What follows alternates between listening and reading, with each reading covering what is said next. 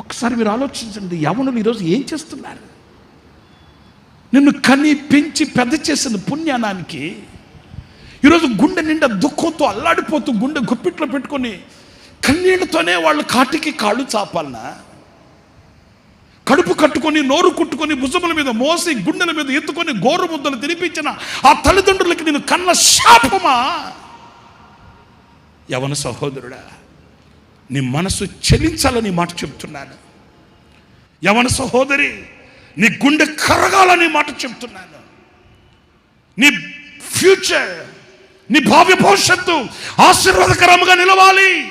నిండు నూరేళ్ల జీవితం ఫలభరితముగా ఆశీర్వాదకరముగా నీ బ్రతుకు నిలవాలి అన్నప్పుడు నీ పని ఎలా చేస్తున్నావు?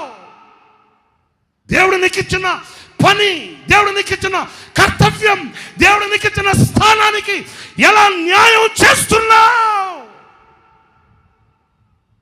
నీ క్రియలు వజ్రపు ముక్కతో వ్రాస్తున్నాడు నా దేవుడు. కుటుంబపు బాధ్యతలు ఎరిగి తెగించి మాట్లాడుతున్నాను. ఈరోజు నీ కళ్ళకు కనబడే తల్లి ఒకరోజు కనబడకుండా పోతుంది. ఈరోజు నీ కళ్ళకు కనబడే ఈ తండ్రి ఒకరోజు కనబడకుండా పోతాడు. కనబడకుండా పోయిన తర్వాత అయ్యో నా తల్లికి నేను ఏం చేయలేకపోయానే అని నువ్వు ఏడ్చి ప్రయోజనం లేదు కదా. నీకు కనబడే తండ్రి కనబడకుండా పోయిన తర్వాత నా తండ్రికి నా చేతులతో ఒక ముద్ద పెట్టలేకపోయానే అని నువ్వు కన్నీళ్ళు కార్చిన ప్రయోజనం ఉండదు కదా.